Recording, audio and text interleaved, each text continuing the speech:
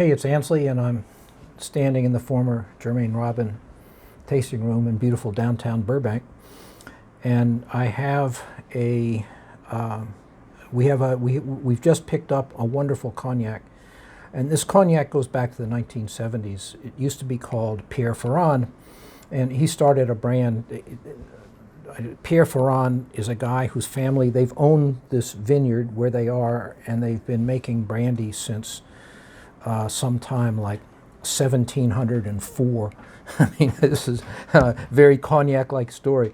And the Ferrands are bouilleurs de cru, which means that they distill only wines made from grapes that they themselves have grown. And they have a 19-acre vineyard in the heart of Grand Champagne near Segonzac.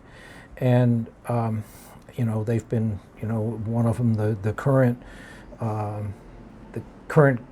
kid, Pablo Ferrand, who's basically running the place. His great grandfather made cognacs that are still in their cellar, right? I mean, we're talking very, very old cognacs, and they use these very judiciously. So anyway, like I say, this brand has a history, which is Pierre Ferrand started this brand, and then he partnered with somebody to market it, and they did so very well. But around the year 2000, they had some kind of dispute, and the way they resolved it was that Pierre Ferrand kept his cognacs, but the marketers kept the name. So he is now calling himself Pierre de Segonzac, but it's the same thing. These are brandies that made from grapes which they grow in their vineyard, harvest, they vinify it themselves. They use 2 different yeasts so that they get a little extra complexity. They put some of it through malolactic, others not. And they have a small still and a somewhat larger still, both of them pretty old.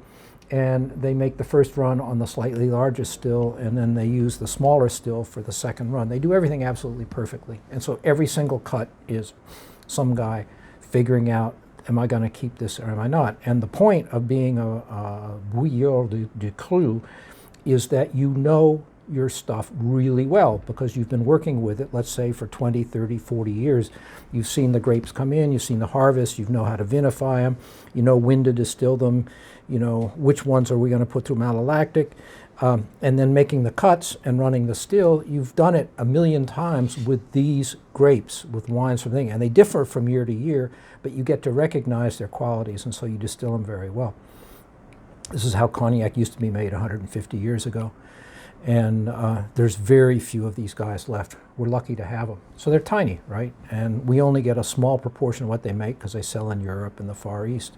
And they are in 41 Michelin-starred restaurants, which is not easy to be a cognac in a Michelin-starred restaurant. That's how good this stuff is, okay? So anyway, the XO, Grand Champagne. What I like about this is how we used to make Germain Robin, was the oak is just there as a backdrop. You don't want the thing to taste like oak. You want it to complement the flavors of the brandy. And so they don't use many new barrels. This is mostly used Limousin oak, which is what we used to do. And so what you get in Grand Champagne, I mean, this is the best soil in cognac.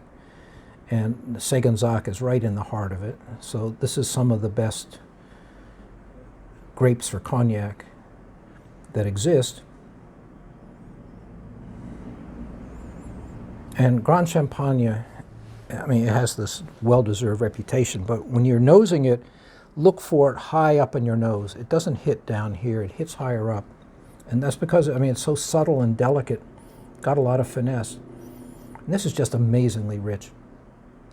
Like there is brandy in here that was distilled in 1974.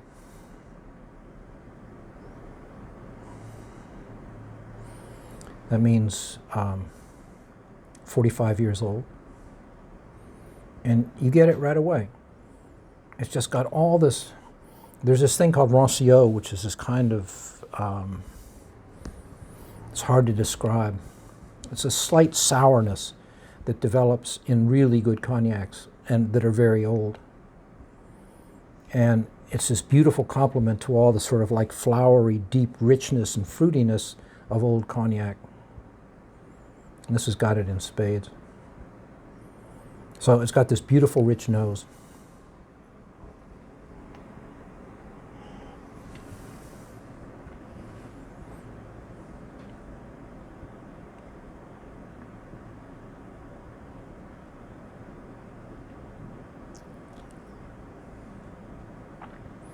This stuff is good. It has a little heat, which I like. It makes it a little bit more real.